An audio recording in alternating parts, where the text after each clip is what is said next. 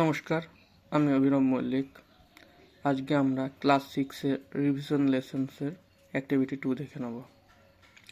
Activity 2-তে রয়েছে যে নিচের নাউন্সগুলিকে ক্লাসিফিকেশন করতে, অর্থাৎ নিচের নাউনগুলি ম্যাসকুলাইন, ফেমিনাইন, না নিউট্রাল, না কমন জেন্ডার, সেইগুলো সঠিক বক্সে লিখতে। প্রথমেই রয়েছে প্যারেন্ট।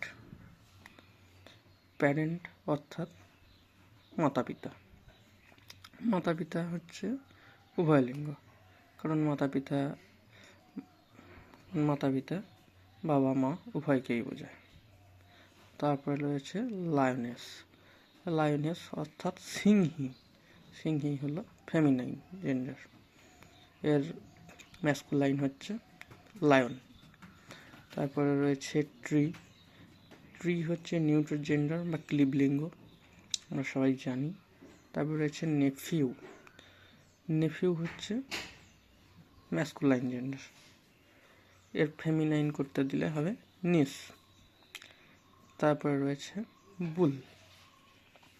বুল হলো আমাদের ম্যাসকুলাইন জেন্ডার। তারপরে রয়েছে স্টুডেন্ট।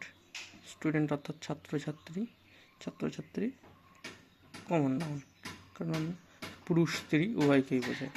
তারপরে রয়েছে নান। নান হচ্ছে ফেমিনাইন জেন্ডার। নানের অর্থ হলো সন্ন্যাসিনী, এর ম্যাসকুলাইন হচ্ছে মঙ্ক অর্থাৎ সন্ন্যাসী। তারপরে রয়েছে টাইগার। টাইগার হলো এর ম্যাসকুলাইন জেন্ডার, টাইগার বাঘ ম্যাসকুলাইন জেন্ডার। তারপরে রয়েছে রুম।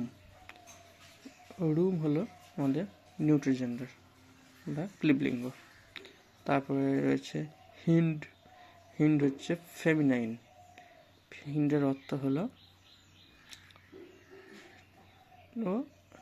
অর্থ হচ্ছে যে আমাদের হরিণ, স্ত্রীলিঙ্গ হরিণকে বোঝায়, অর্থাৎ স্ত্রী হরিণ, এর ম্যাসকুলাইন হচ্ছে ডিয়ার। তারপরে রয়েছে গ্লাস। গ্লাস হচ্ছে নিউট্রাল জেন্ডার বা ক্লিবলিঙ্গ। অসংখ্য ধন্যবাদ। আজকে এ পর্যন্তই।